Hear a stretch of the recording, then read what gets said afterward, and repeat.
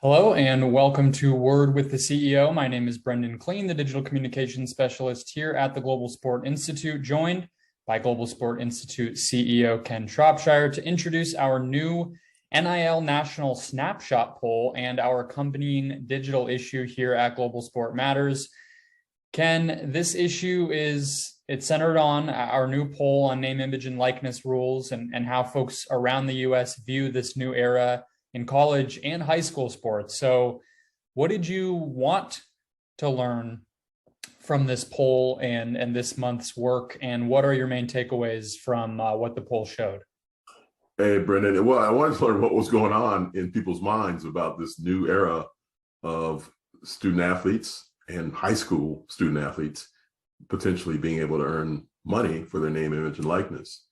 And yeah, I think we all had a pretty good idea. It seemed from the start that the end of college sports did not occur, that everybody was okay with it, that it was kind of an exciting first day rollout when there was a lot of coverage of the deals that were being struck and that sort of thing. So a lot of what we were trying to do was get some affirmation that that's really what's going on.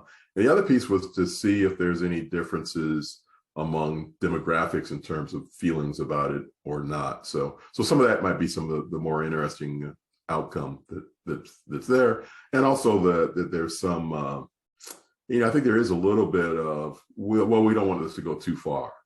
There's still some of that comes out in some of the findings as well. Yeah, one of the interesting, in writing about the poll for globalsportmatters.com, interesting pieces to me was we asked about a sort of salary cap for these deals, and it seemed like respondents were a little bit more conservative in terms of what that money might look like for a high schooler versus a college student. And just as you said, it seems like we're very much in uncharted territory still in terms of trying to wrap our hands around what this might look like. But generally speaking, like you said, the poll did back up the idea that people are, we didn't see a large wave of, I don't want this in my college sports. So public perception may be more lenient about it than maybe we thought, or maybe we were at just a few years ago. But I also wonder, from your perspective, how much do you think public perception is actually what's going to drive decision-making here by the NCAA and its member universities? Yeah, well, it's the for the horses out of the barn. I mean, I think this is going full speed ahead.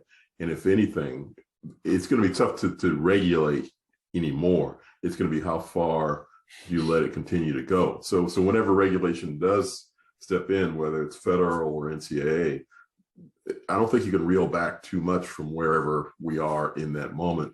And I think too, on the idea of salary caps, or is this too much? I think it's all that we're seeing there is a residue of old concepts of amateurism. There's still this kind of idea of, well, a little bit's okay, but not too much. But really, if people step back, I think the logic is, what difference does it make? Why are we concerned about how much somebody's able to make from their own name, image, and likeness? I think there are some issues to be concerned about, and that's are we going around some rules that actually make some sense? Are we in some way impeding competitive balance by allowing some schools to do some things that other schools can't? And does that matter? But those are the questions we need to ask. Yeah, one of the other reasons we wanted to do this issue and study in December specifically was looking out toward what in 2022 will be the first full year of this new landscape for college athletics. We'll see seasons of sports that haven't even happened yet coming up here. We'll see basketball really take the spotlight as it does in the spring. We saw the first couple of deals get publicized from the Alston ruling in the Supreme Court earlier this year, which kind of opens up a maybe different avenue of money trickling into these sports that we hadn't previously seen. So when you look onto the horizon of this new year and a longer wavelength of these things really changing in the sport, what do you see? What are you having your eye on? What interests you that might continue to change and clarify as we move forward? Yeah. Well, this is where the old economics degree comes into play. I mean, there's got to be some limits, and we'll see how the market settles out, and we'll see also probably at the bottom level that some student athletes will say, this is more trouble than it's worth, at some of the lower end. And we'll also probably see some lack of appropriate balance for some student athletes that get too engaged at the higher end, and maybe it impacts their performance.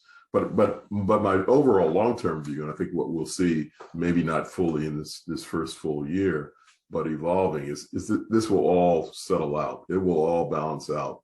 It will all make sense. Companies aren't going to overpay. Individuals aren't going to overpay. Athletes aren't going to put more time in that deflects from what they're really trying to do. So in some ways, it really will be, the important issue may be what the people think, what consumers think, and how that impacts the way that everybody in the marketplace behaves. So it's going to be interesting to see.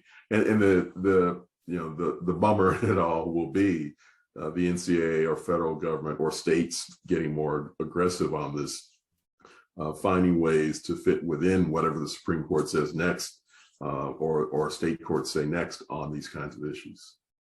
Yeah, a lot to look forward to for college sports fans who are interested in this kind of thing. And a lot of folks in these communities will be faced with it, whether they even know it yet or not, maybe buying a pizza with their quarterback's face on the box or something like that. That's the world we live in. That's the world we are exploring here in our December digital issue at Global Sport Matters. So please subscribe below to our YouTube page. Visit globalsportmatters.com to read all of our content throughout the month, and follow the Global Sport Matters podcast on your favorite audio app to keep up all month long.